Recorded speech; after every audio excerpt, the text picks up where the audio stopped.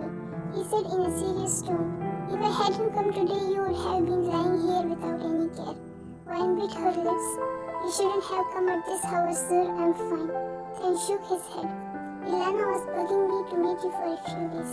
He said the reason why he came. How is she? Fine. Let's go. I'll take you to the hospital.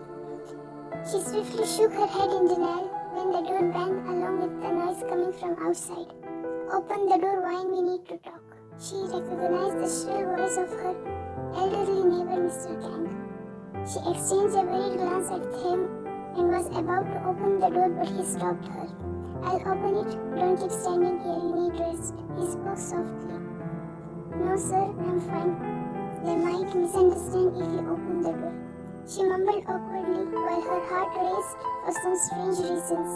She knew her neighbor's coming to her door was not a coincidence. He stared at her face, which was red due to high fever. Wine walked past him and opened the door. Mr. Gang stood there with a few more people from their neighborhood, their faces etched with anger and disdain. Mr. Gang's eyes darted between Wine and him, who was right behind her. We need to talk. Wine nodded slightly, her head very dizzy due to the fever. She could barely stand on her feet. This is a decent neighborhood and will not tolerate this kind of behavior. Then stepped forward with a frown.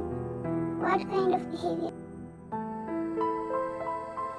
Having men over at this house bringing shame to our community. We know what's going on. He pointed at him. Wine clenched her fist in anger. Excuse me, you have no right to make such accusations. His tone darkened. You are getting it wrong, Mr. Gang. He's just my boss, and Darian's voice made her blood boil in rage. So you're having an affair with your boss. This is not acceptable. You need to leave. We gave you a roof to stay out of pity, but we can't have this kind of immorality here. We should have known a poor girl like you would do anything for money. I didn't do anything.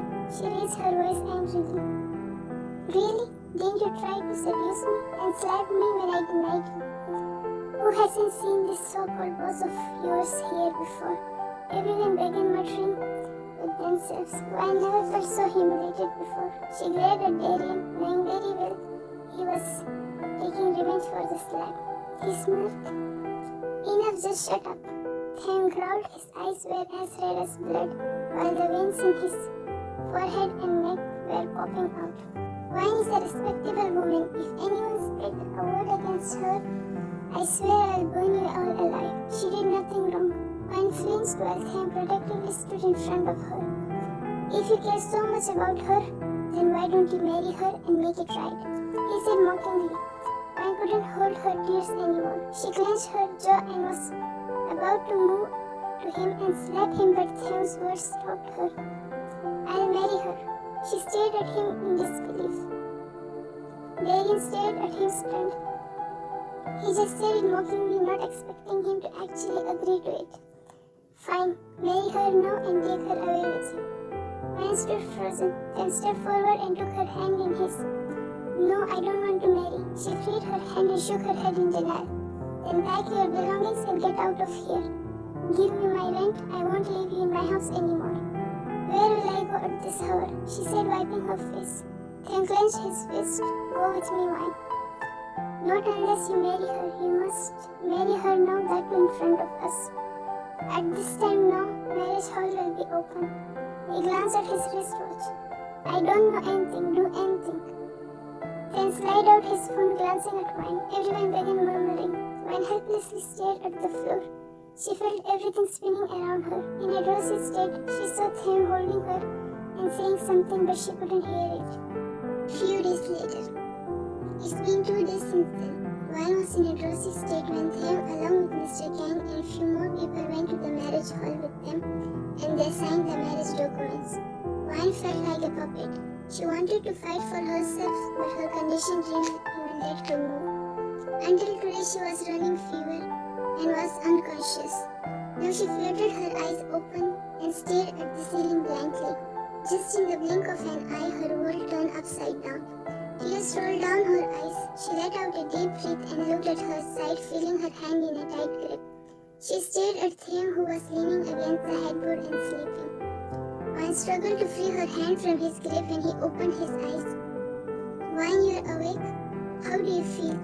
he said, placing his palm on her forehead to check her temperature, but Wine jerked away his hand. "I'm fine."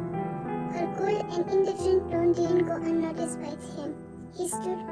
"Okay, go and freshen up," he said coldly and walked out. Wine wanted to say something, but something in his tone stopped her.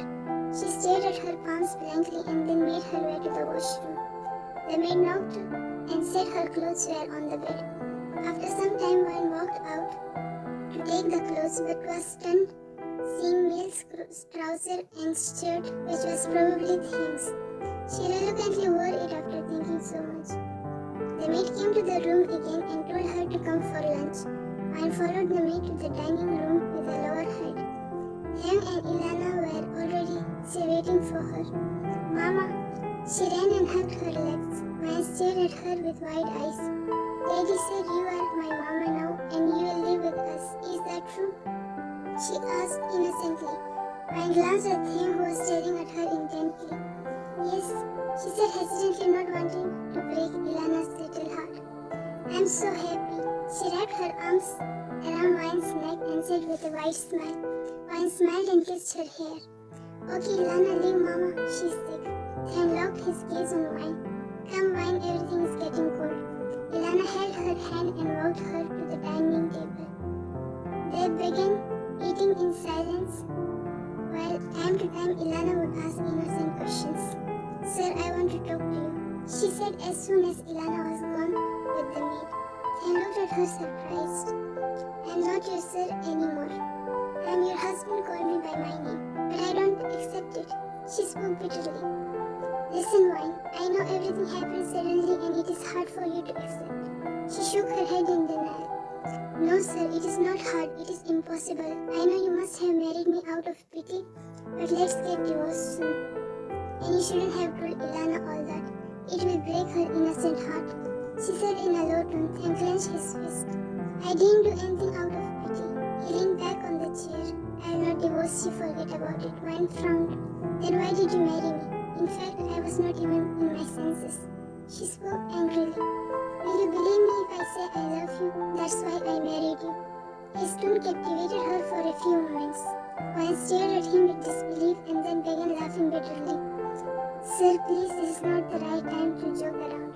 Then leaned forward and reached to hold her hand. "I'm not joking, Wine, this is true. I don't know how it happened because I thought I could never fall for anyone," he said in a low tone. Wine released her hand from his grip. "That's just a pity, sir. You can't name it love because love doesn't exist. We use the person just in the name of love." She spoke bitterly and stood, then pursed his lips, staring at her retreating figure. Time skip. Thank God to give Wine time, as everything happened suddenly and it was too much for her to take. Wine has been with Ilana all the time. Then just see her at the dining table. Now Wine was reading a story for Ilana, who went to deep slumber. Wine stood from her bed and made a place for herself on the floor to sleep. The door opened, grabbing her attention. Then entered and closed the door. "Ilana is asleep," she said in a whisper, not wanting to wake Ilana. He nodded and walked to Ilana's bed, kissing her on the forehead. He then stood facing Wine, who was nervously fidgeting her fingers. He glanced at the floor where she made the bed for herself and darted his gaze around the room. There were single sofas where she couldn't sleep. "Come to our room. We don't have a proper place to sleep here," he said in a low tone and walked towards her. Wine laid without sparing a glance at him. Her heart skipped a beat hearing "our room." "I'm fine. Off the lights and close the door when you go out." Then switched off the lights and laid beside her, taking her off guard. "What are you doing, sir?" She scooted away from him. He moved closer to her. "I'm sleeping here, can't you see?" She stared at him with disbelief. Why would a CEO who is used to sleep on the soft mattress of his luxury bed will sleep on the floor with her? To sleep silently, you may wake Ilana. He wrapped his arm around her waist and pulled her closer to him. Startled, Wine tried to pull away. "Stay still or else I will do something you wouldn't like. I won't mind Ilana's presence." His eyes glimmered with mischief. Wine gulped and laid still, barely breathing. I want divorce, she spoke after a while, staring at his closed eyes. Then opened his eyes, tightening his grip around her. I hate the word divorce, he said through gritted teeth. We can try to work on our relationship. Can't you try to love me for once? I hate the word love. She felt bitterness welling up in her chest. Why? She went silent, lowering her gaze and sighed. I am also sad. Or do you think you are too beautiful and I am not worthy of you? He asked with a smirk.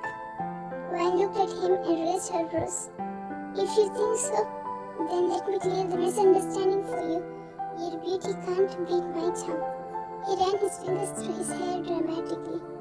I am beautiful and there's no misunderstanding in it. You must have some problem with your eyes. She shook her head. Really? She nodded. He leaned closer to her, their faces inches away. What are you doing? He passed her a charming smile. I might have some problem with my sight from afar, so I want to see you from closer. He whispered, his hot breath fanning her face. Wine's breath went uneven. He placed his palm on her face and kissed her on the forehead. Wine felt butterflies racing in the pit of her stomach. She swiftly moved backward. He winked at her, snaking his arm around her waist and laid down, pulling her along. Wine felt the warmth in her chest. His long fingers delicately trailed in her hair. This is wrong, she mumbled. What is wrong? Everything is wrong. You, me, our relationship, everything. Our status doesn't match. You are my boss. What will Ilana think? I am taking her mother's place. You are just overthinking. Nothing is wrong. I love you and you are my wife now. That's all that matters to me. He kissed her hair. You are not taking anyone's place. I like Lucy. She was my best friend. I married her because we understand each other and I thought I couldn't fall in love with anyone until I met you. Before passing away, Lucy had told me to marry someone else whom I love and give a mother to Ilana, which I thought was impossible. But now I realize nothing is impossible. I never know this feeling of loving someone is so beautiful. Wine was captivated by his soft tone and beautiful words. But love is just a lie. We make a fool of ourselves until the person we love doesn't give us the same feeling, love and warmth.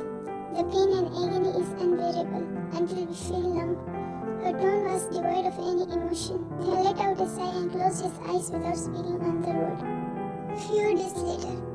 For a few days straight, Theo would sleep with Wine on the floor until one day Ilana woke up earlier and saw them tangled up together. She excitedly announced to all the house staff how her parents slept. Wine was too embarrassed to meet anyone's gaze. Theo urged her to move to his bedroom, but she was determined not to move in there. Today Wine joined back the office. Theo wanted her to go with him, but she strictly refused and told him not to reveal anyone about their marriage. Now Theo called Wine to bring some documents from his office to the meeting room. Everyone's gaze in the meeting room was fixed on her as she entered after knocking. Bring it here. She nervously walked closer to him and handed him the documents. Please carry on with our discussion, he said coldly, seeing Wine's trembling hands. She was about to walk, but Theo stopped her. Stay back, Wine. I might need your help. He said in a low tone, yet all of them heard it and changed glances. Wine passed him a questioning gaze while he gestured for her to sit on the empty chairs on his right. Wine quietly sat and listened to what the organizers were saying. She could feel someone's constant gaze on her. She lifted her head when her eyes met a pair of green orbs. She looked away when her gaze landed on Theo, who was burning holes in his soul with a burning gaze. Wine let out a sigh while Theo gestured for her to note down the points. After what seemed like forever, the meeting came to an end and everyone walked out. Wine was the last one to walk out. She made her way to her cabin when the same guy stopped her. Everyone's attention was fixed on them. Miss Wine. She turned to him reluctantly. Theo clenched his jaw. You shouldn't bother yourself, Mr. Lupis. It's already late. Mr. Lupis smiled. I want to have a few words with Miss Wine. She clutched the hem of her shirt. Miss Wine, you are beautiful. Theo cut in. She's my wife, Kim Wine. Theo held her by the wrist. Wine looked at him with wide eyes. Everyone was done hearing it. She looked around with a pale face as murmurs erupted between the employees. well, I must take my leave, he said and walked away. As soon as 𝐿 looked around with raised brows, everyone went back to their works. Wine bit her lips and moved away from him. 𝐿 parted his lips to speak, but she ran away. He was about to go after her, but the secretary handed him an important phone call. 𝐿 thought to give her some time and made his way back to his office. After some time, the driver called him and said Wine had gone home. 𝐿 arrived home, but Wine was nowhere. She didn't even come to have dinner, so 𝐿 sent her dinner to the bedroom. 𝐿 made his way to Ilana's bedroom after making sure she was asleep. He scooped Wine in his arms, who was in deep slumber, and made his way to his bedroom. Wine fluttered her eyes, feeling she was in air. What are you doing? She asked with a frown and wiggled in his grip. Leave me. Stay still, we need to talk. He entered his room and closed the door. Wine grabbed his collar. Why did you reveal our marriage? Her voice broke. 𝐿 laid her on the bed and hovered over her. Do you think I would just keep watching some guy hitting on my wife? She looked away. Are you that ashamed of me? She looked at him. Everyone will think of me as a gold digger. They will say I have seduced you for money. 𝐿 let out a sigh. Why do you care about people? Are they that important to you? He held her jaw. She lowered her gaze, biting her lips. I'm tired of the insult and humiliation. It has now become a matter of every day. Tears slid down her eyes. 𝐿 pursed his lips. No one will say anything to you. I'll protect you. Just give me a chance. He kissed away her tears. Let me love you. He laid beside her, keeping his right hand under her neck and left around her waist. He pulled her closer, caressing her hair. Why don't you believe in love? My dad divorced my mom and left us because she belonged to a poor family. For him, I was just a mistake. She spoke in a low tone. My mom loved him endlessly, but it couldn't change him. I thought love was just a waste of time until he went since high school and made me believe my status doesn't matter to him. We were happily engaged, but then I got the news of his marriage with some rich girl of their circle. When I questioned him, he said he just wanted to break my pride. He saw my insecurities as my pride and my ego, and tightened his grip around her. If you have money, everyone will love you, but if you don't, they'll just use you and throw you. I have seen this since childhood. 𝐿 lifted her face. You're surrounded by the wrong people. I promise I'll make you forget it all. Will you give me a chance? She stared at him for a while and nodded, and smiled and kissed her chin. How will I face everyone in the office? She snuggled into his chest. Why are you worried if you want to give me a chance? Forget it all. Just think about us. She nodded, shrugging her thoughts and closing her eyes. Time skip. Wine had blossomed with self-esteem and confidence, all thanks to 𝐿 by her side. He had a way of making her believe in his love. Wine found herself believing in 𝐿's affection wholeheartedly.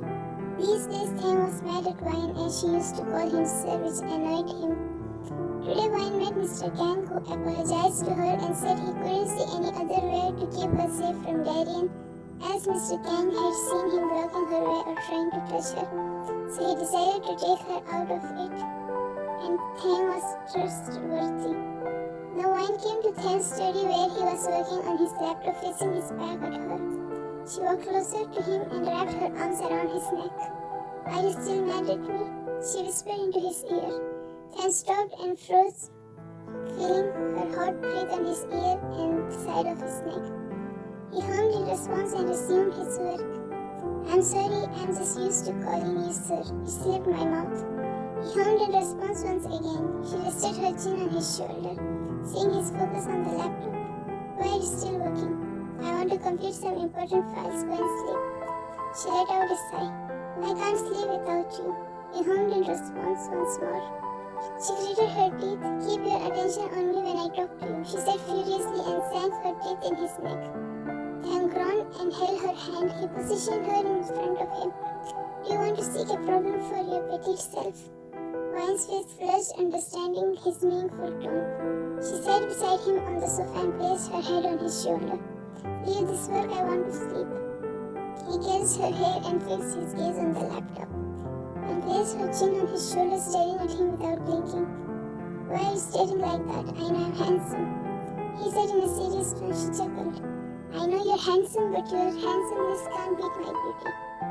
She flipped her hair, then smiled, shaking his head. They went silent until Wayne whined. Then close this. He stopped instantly and pushed away the laptop. You should have said that earlier. Close this, she asked, dumbfounded. He shook his head in denial and pulled her onto his lap. 𝐿𝐞𝐞. He nodded. You should have told me earlier. She rolled her eyes and kissed his cheek. Stop kissing me, he pulled her nose. Let's go and sleep. She stood but then held her and sat her on the desk. Not so easily, what about my night meal? He said with a smirk and smashed his lips on hers, and gasped and wrapped her arms around his neck, their bodies pressed together. Just when they felt the world fading around them, Ilana's voice made them startled. I didn't see anything. She placed her hands on her eyes and turned around, and swiftly pulled out while Sam groaned. Ilana, don't you know? You should know before entering, he asked, annoyed. I tried to push him away, but he held her tightly. I did, but you didn't respond. She came closer to them. Mama, Daddy, I want to sleep with you tonight. Sam raised his blouse and crouched down to her while swiftly jumped off the desk. Why not? You can sleep with us today. She interrupted him. He passed her a death stare. Ilana, do you want a little sister or brother? She nodded vigorously. Then you must sleep in your room tonight because I and Mama will have a serious meeting about it. Kids are not allowed. Okay, but I want a little brother first. He chuckled, pulling her into a hug and kissing her cheek. Of course, as long as your Mama obeys me like a good girl. He winked at her and she looked away flustered. Mama, you must obey Daddy and be a good girl, okay? Wayne nodded and kissed her cheeks. Ilana clung onto her. I will sleep with you tomorrow. Sure, why not? Then sent Ilana back to her room and turned to Wayne, who was about to run away. Where to? He held her and scooped her in his arms. Be a good girl tonight. He winked at her. Wayne chuckled, slapping his chest lightly and buried her face in his neck.